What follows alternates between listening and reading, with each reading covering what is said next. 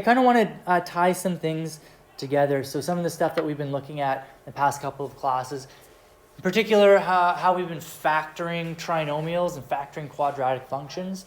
And I want to sort of tie that together and look at how that relates to graphing and what that looks like.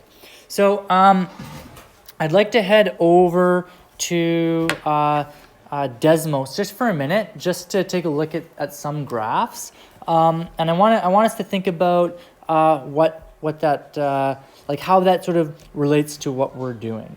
Okay, so I'm gonna go to desmos.com. Here we go, and close that. Get rid of these guys. Okay, so I'm gonna take take a look at this function here. Okay, close this. Okay, let's do something like this. So I'll put it into what do we call that? Vertex form. So let's find a function that's in vertex form. So something like x minus 2 squared, and then let's make it like a negative function. So our a value here is going to be -1, and let's bring it up like by, I don't know, 4. Okay. So actually, I want to move this over just to.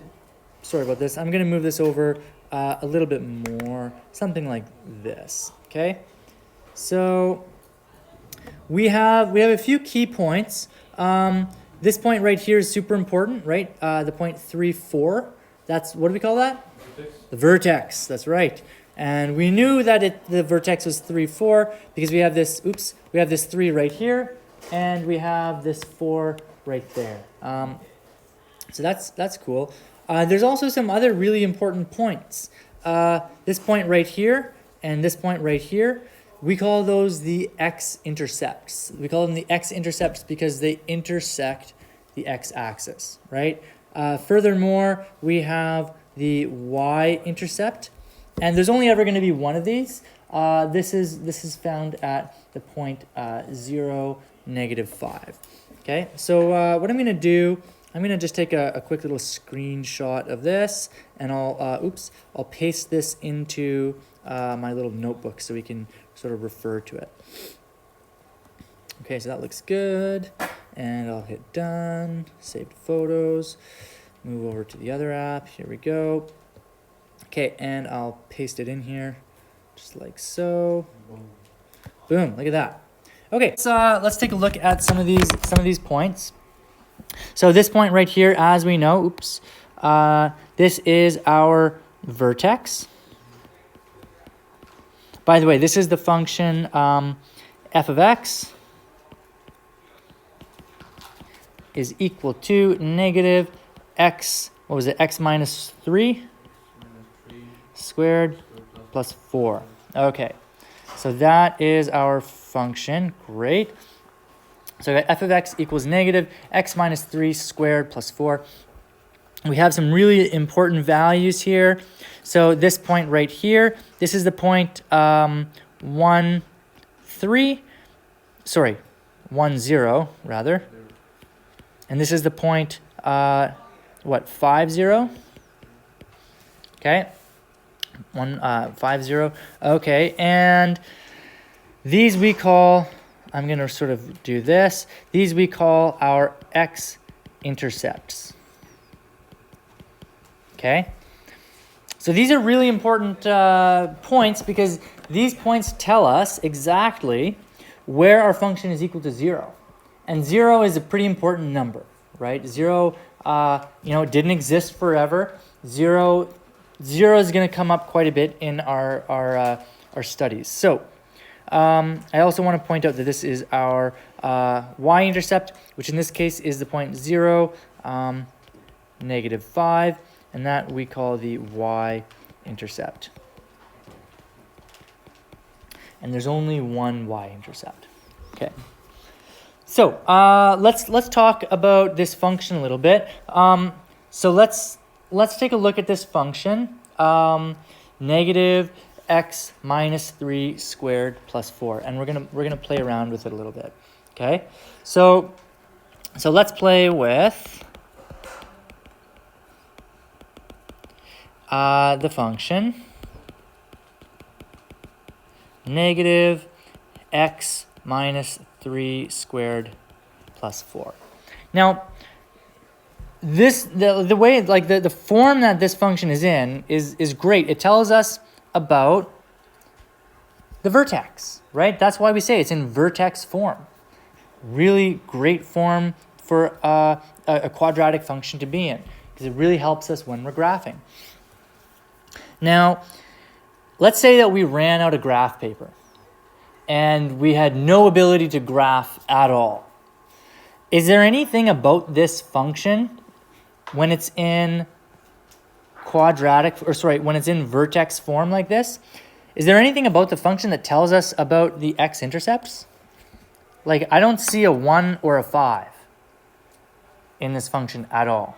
Yet, over here, we've got a 1 right here and a 5 right here. Right? So there's a bit of a disconnect. Like, where does that 1 and the 5 come from? How could you figure out what the x-intercepts are just from that function? Well, that's what we're going to do today. And you might be surprised, but you actually already know how to do this. You just don't know that you know. Okay?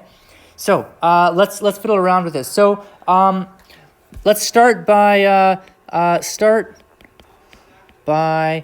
converting into standard form. Okay? So I want you to do this yourself. Okay? I don't want you to kind of copy what I do line for line. So I'll give you like maybe 1 minute to convert this into standard form. So remember, what we do is we just expand the exponents and take it from there. Okay? So I'll give you 1 minute starting now to do that, and then I'll sort of follow it up. I'll work pretty quick, so I should be able to catch up with you. But I'll give you 1 minute to write that into standard form.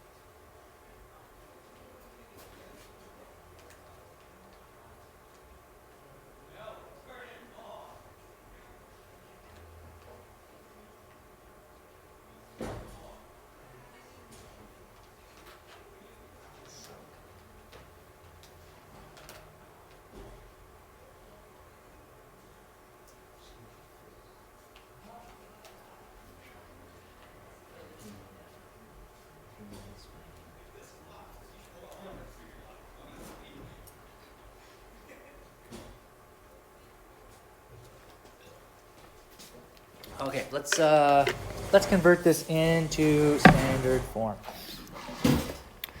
Okay, so I anticipate if you made a mistake, I can probably guess where the mistake is. It probably had something to do with the negative, but we'll see. So I'll do this in blue. So I've got negative x minus 3 squared plus 4, and to make my life easier, I'm gonna think of this negative right here as like a -1 times, right? That's basically what the negative means. So I'm gonna write this as -1 times, well, x minus 3 squared means x minus 3 times x minus 3, and then I've got this plus 4 hanging out. So we have to be aware of our order of operations. Addition and subtraction are the last thing on our list of things to do in our order of operations. So we're going to just leave this plus 4. That'll be the last thing we touch. Everything else is all multiplying, so we're going to deal with that first. So the first thing I want to do is I want to use the distributive property for the x minus 3 and the x minus 3. So this is going to look like, I'm going to keep this -1 times here. I've got x times x, which is x squared.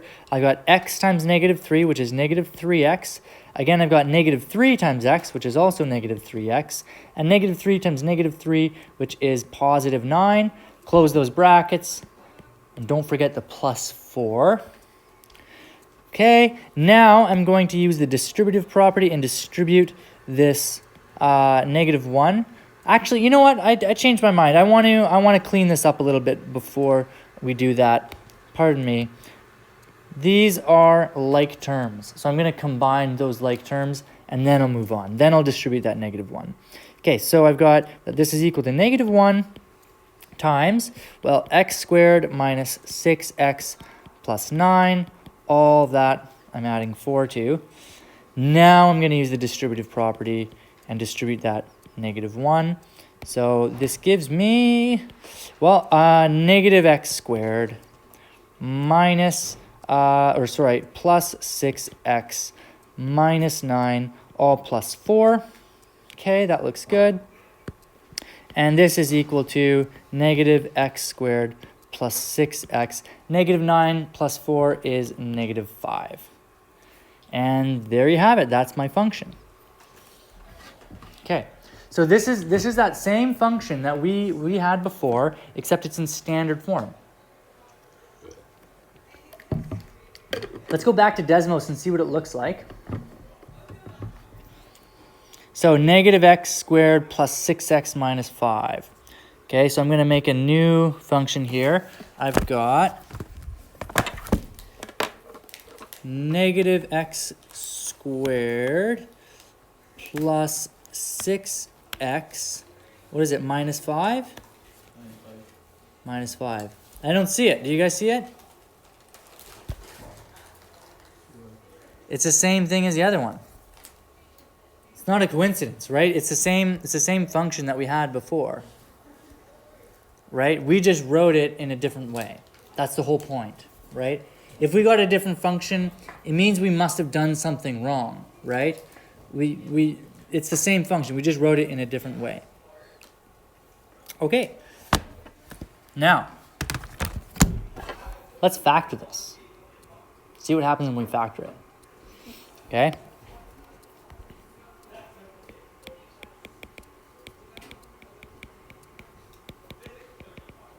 By the way, do you see anything about this function that tells us about the X-intercepts? So remember that the X-intercepts on this function are 1 and 5. Is there a 1 and a 5 here? Yeah, there's a 1 and a 5. Yeah. Yeah, it's more like a minus 5, yeah. And a minus 1. Okay. Let's factor it. I want you to try to factor this one.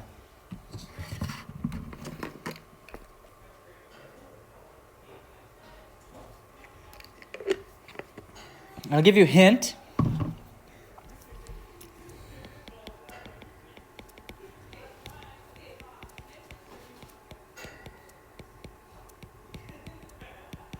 Your life will be a lot easier if you just factor out a -1 first.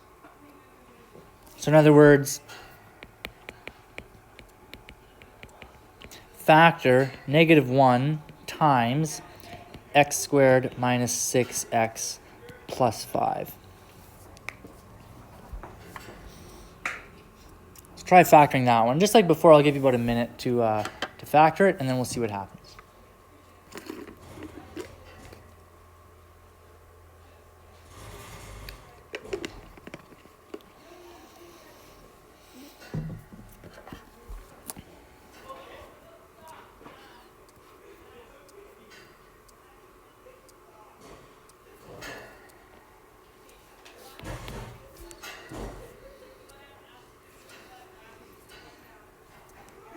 Okay, I think that was about a minute.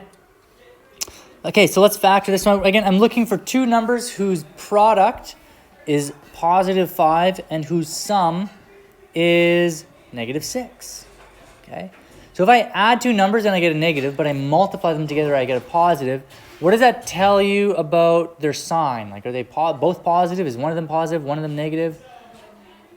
Yeah, they both have to be negative, because a negative times a negative is positive. But if I add them together, I'll still get a negative, right? So I'm going to look for, well, lucky for us, 5 is a prime number. So it's got to be 1 and 5. In fact, it's got to be -1 and -5. Hey, how's it going? You sticking around with us? Yeah. Okay, good.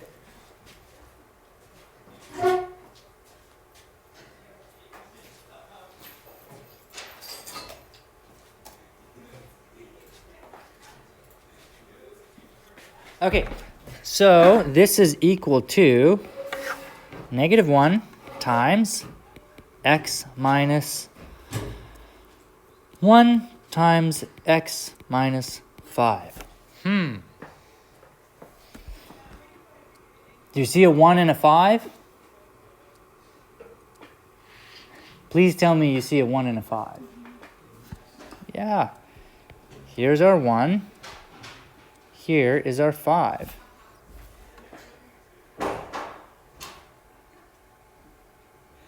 Let's see if we can graph this. Let's see if we can graph -1 times x minus 1 times x minus 5. Okay? So,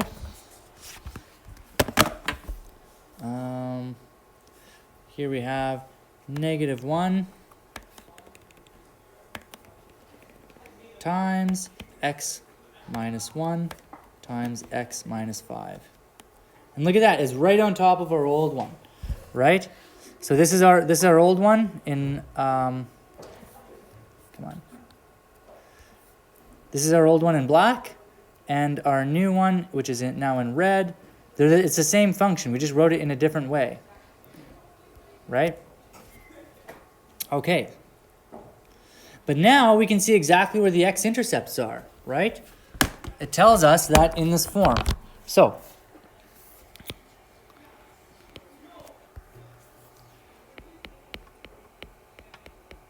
this is a fact, okay? If A equals 0 or B equals 0, then A times B equals 0.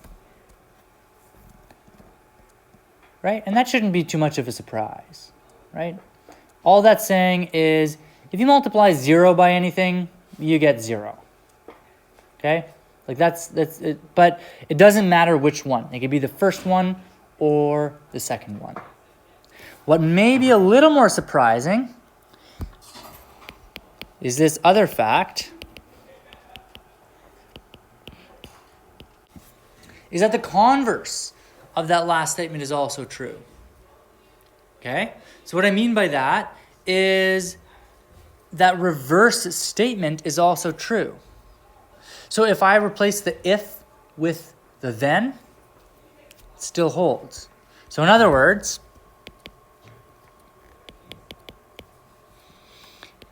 if A times B equals 0, then A equals 0 or B equals 0. Doesn't matter which one of them has to be 0. Okay? That's a fact.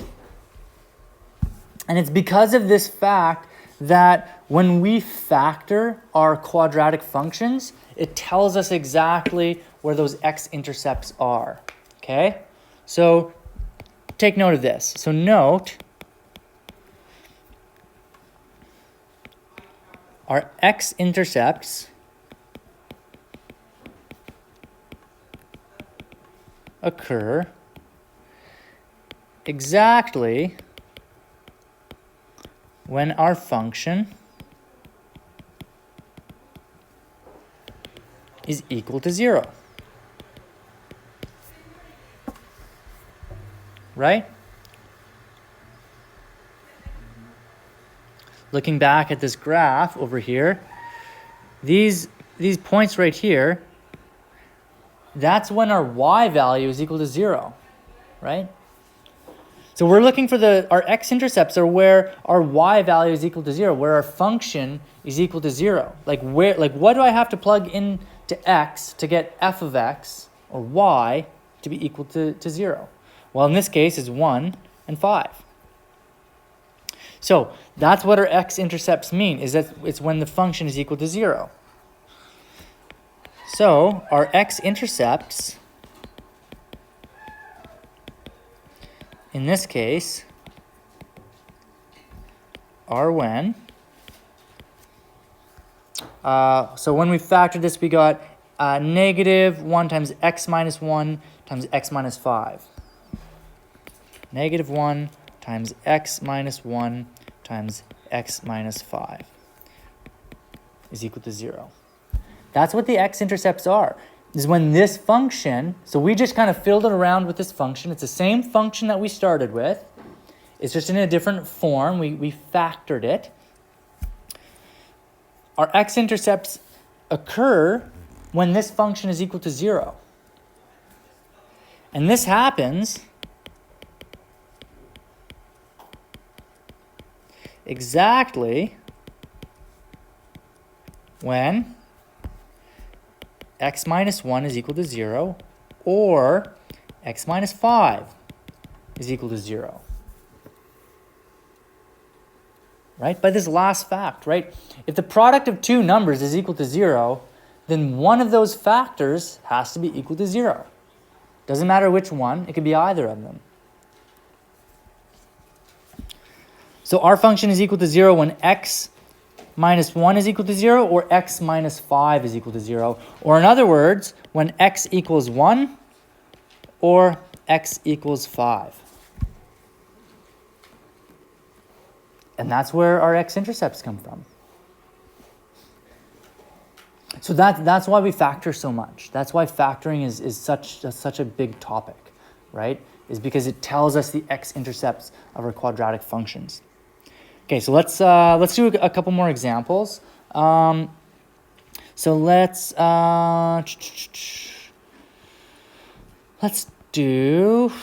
see here. Let me just generate a quick example here. Before we move on, let's see what that function looks like in Desmos and see if we can get any hints. Now keep in mind, I don't want you actually to look at Desmos every single time we do a problem, but I think that just for the sake of our learning, it'll help. It'll help us kind of see if we're on the right track. So we have 4x squared minus 35x plus 24. So what is that? 4.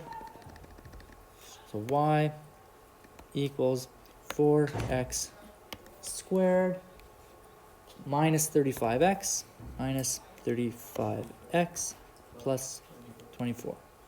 Okay, so this is kind of like a bit of a crazy function, but we're not asked to graph it, right? I wouldn't ever ask you to graph something that you'd need to put a point past negative 50.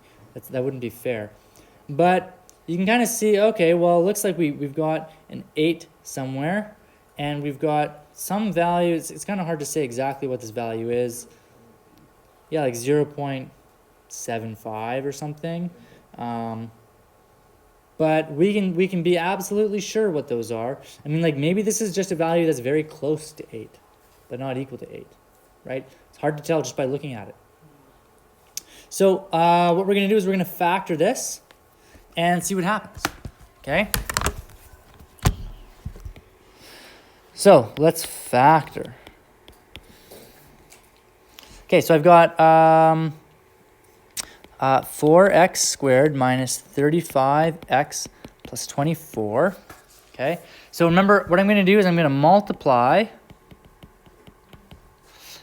4 times 24, and what's that, 96? Pretty sure it's 96, okay? Now I want to find factors of 96 whose sum is 35. In fact, their sum is going to be negative 35. So just like before, I'm looking for two negative numbers, right? Because I want to multiply two numbers together and have their sum equal negative 35. Or sorry, I should say, when I multiply them together, I get a positive number. When I add them together, I get a negative number. That's only possible if they're both negative, right? So let's see if we can find those numbers. So right off the hop, we could try negative 4 and negative 24. I don't think that's going to get us anywhere because that sum is negative 28. That's not it.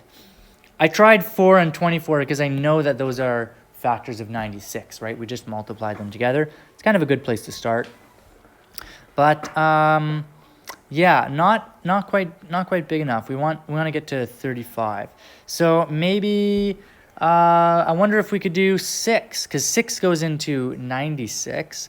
So let's try -6, and well, 6 goes into 9 once with 3 left over. So we got 1, and then 36 divided by 6 is 6. So 6 times -6 times -16 is 96. Yeah, so these guys together, this gives us -22. So it looks like I'm kind of going in the wrong direction here.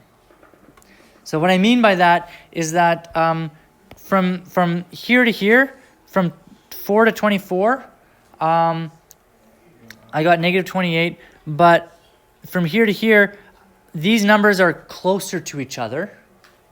Therefore, their sum is going to be smaller. So I think I want to go in the other direction. I think I want to find a number that's less than 4. Let's maybe try -3. And 96 divided by -3. Yeah, I think it's 32. So -32. And it looks like that's our ticket. Yeah, so we got -35, right? So the sum of -3 and -32 is 35. So I'm going to split up my -35 into -3 and -32. See what happens.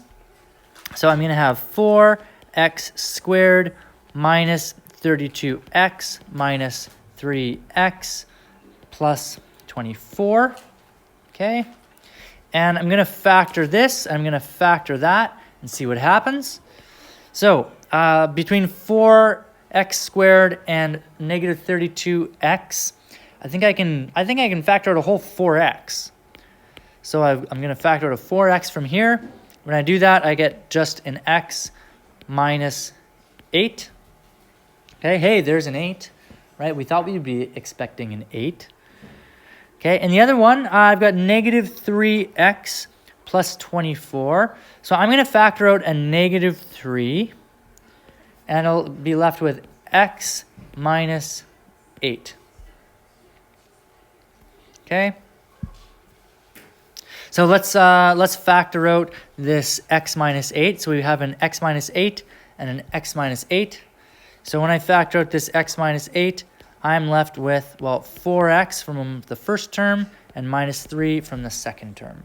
Okay? So I'm fully factored. Now, my x-intercepts occur when x minus 8 times 4x minus 3 is equal to 0.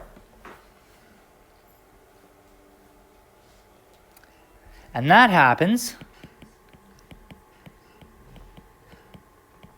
exactly when either x minus 8 is equal to 0 or when 4x minus 3 is equal to 0.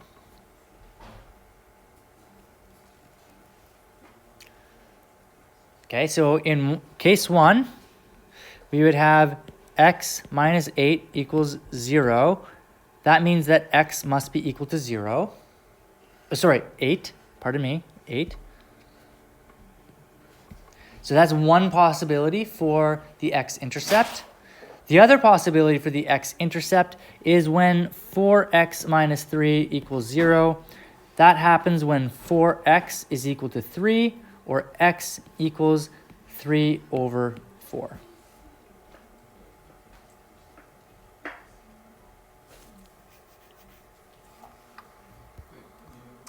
Yeah.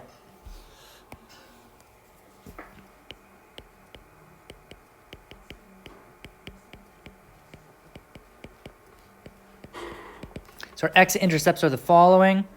Well, 8, 0, that's going to be our first point, and our other point is going to be 3/4 and 0.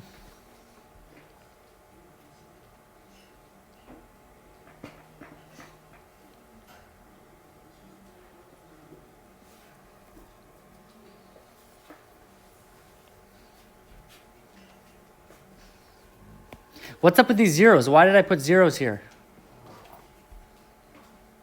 Like, why am I talking about a point all of a sudden?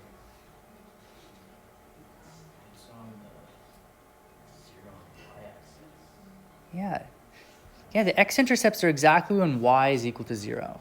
Like, let's go back over here. So this is our original function. Let's see if we were right. So there's the point 80.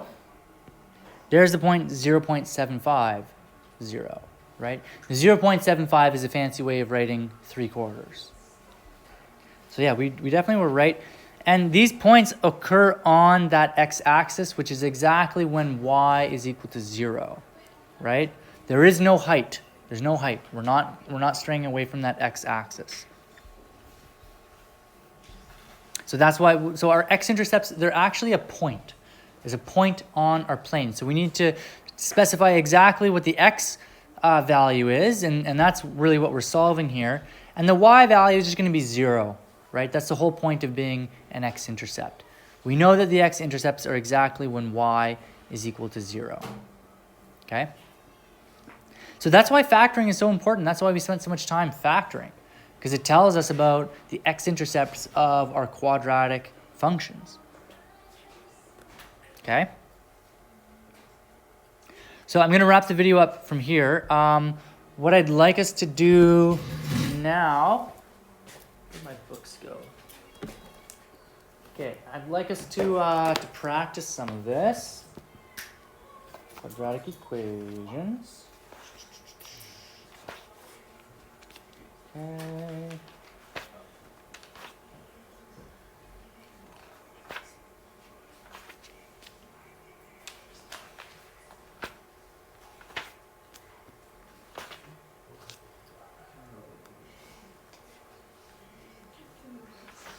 Okay, I'd like us to work on page 229 to 231. Okay, 229 to 231.